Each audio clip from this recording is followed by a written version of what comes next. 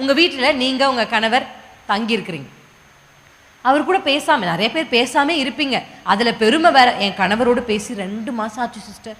பெருமை. எங்கள் அப்பா கூட நான் பேசி 2 months ஆகுது அக்கா. பெருமை. ஏமா பேசலை? அவர் அப்படியே அந்த வார்த்தையை சொல்லிட்டாருக்கா.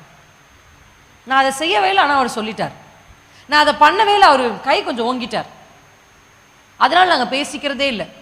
ஆமென்.